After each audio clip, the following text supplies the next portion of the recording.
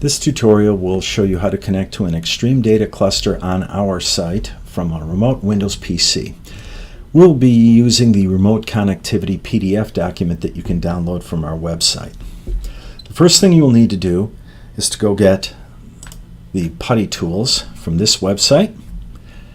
You will be downloading the Windows MSI installer package. Once you've downloaded that, you'll double click on it. It will install the PuTTY tools. You will get 3 icons, these, and puttygen.exe is what we'll use to create the security keys. Change it to 1024 bits, select generate, and move the cursor around to create randomization. We'll leave the data in there and we'll add our email address. And then you have to create your own password that will apply to your private key. Then we're going to save a public and a private key section. We want to name them in a way so you can tell who created it and then be able to distinguish between the public and the private parts of the key. It's a good name for the public key. Want to give it a very similar name, except private in this case. Okay, so once you've done that, you can close this window. You can go to where they were saved, and what you want to do is you want to send us the public key. Send this to XtremeData. You want to keep the private key and your password to yourself and give it only to trusted parties. Anyone who has those two things can get access to your machine. Once you've done that, XtremeData will load your public key onto the cluster, and then we will send you a list of parameters that you will use to log into the machine remotely.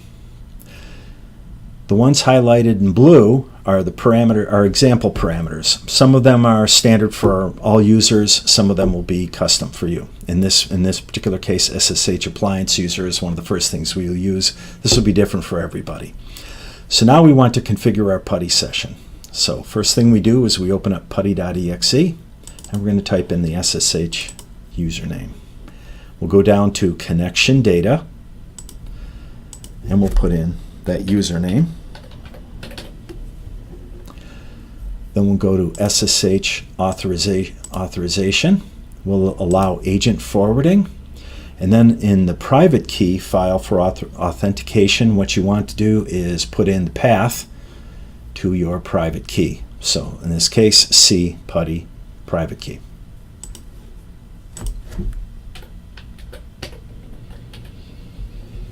Okay. Then after that, you want to set up your tunnels. So we will go to the tunnel page. We will open up a tunnel to the XD admin tool web-based access, and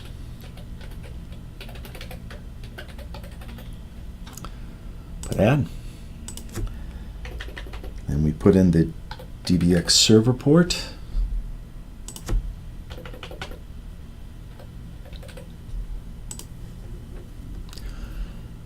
Then we'll go back up to the top and we're going to save this session.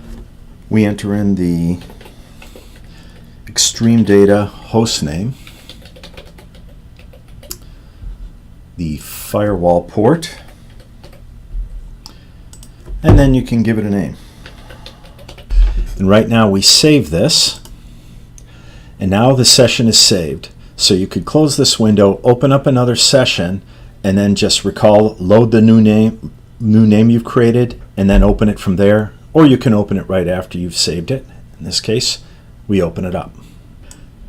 The first time you open the session, you will be asked to accept adding the key to the registry. You should go ahead and do that.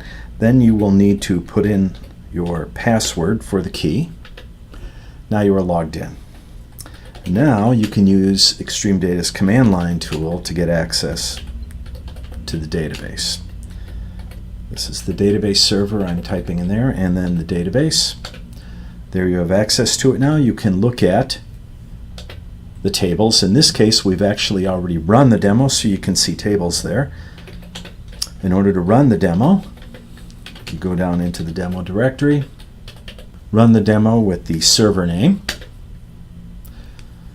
The demo will run. It will take a while. It's basically creating the server, populating all the tables. Then it will run some queries. You can take a look at that script, see how these things are generally done. If you don't want to type in your private key password every time you open up a session, you can load your private key into a PuTTY agent which will be running on your machine in the background. In order to do this, what you would do is you'd go to the PuTTY agent, you double click on this. In this case, the PuTTY agent's already running. But otherwise, you would see nothing happen, and you would need to go down into your icon tray and select the little terminal that has the fedora on top it called PuTTY Agent Authentication. Right-click it, select Add Key, and in this particular case, you need to go to where your key was downloaded. You would load your private key in. You would be asked to enter the password for this. There. Now it's loaded in. You can verify it by viewing the keys, and you can see that the password, this new private key is loaded here. And next time you try to open up your session, you won't be asked to enter a password. So there. That's a handy thing to do. Not necessary, but useful. Once your PuTTY session is running, you can access your database through the web-based admin tool. In order to do this, you type in this command here into a web browser.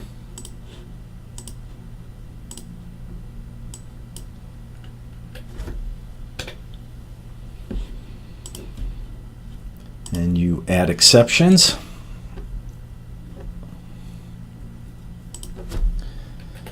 Then you type in your SSH username, and this would be the appliance password, not your key password.